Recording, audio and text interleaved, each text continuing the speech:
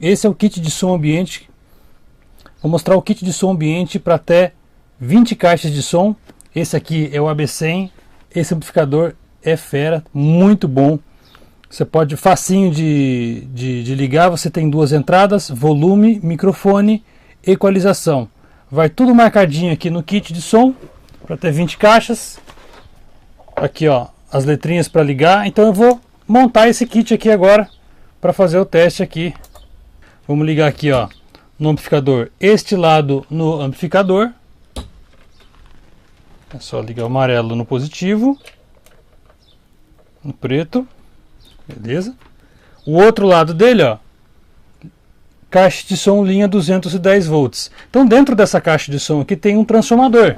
Sai do amplificador 3 volts, aumenta para 210, transmite, chega dentro da caixa, baixa para 3 volts de novo. Ou seja, com isso você tem uma corrente baixa, você tem pouca perda na linha. Ele também tem a entrada aqui pro microfone, letra O no O. Um cabo de áudio blindado para ligar o computador. Só ligar aqui ó, F no E, F no F, e liga o outro lado aqui ó, no computador. Vamos só ligar no computador. Vamos ligar ele aqui na a energia e pôr para tocar. Vamos ver se vai. Aí ó.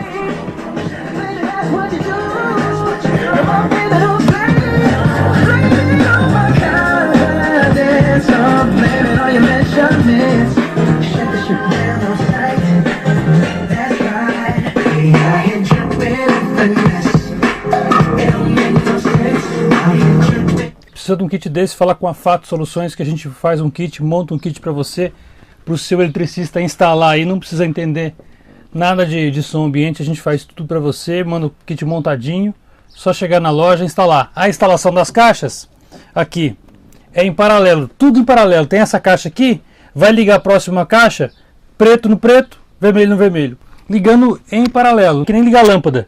Várias caixas, porque essas caixas têm transformador embutido dentro delas.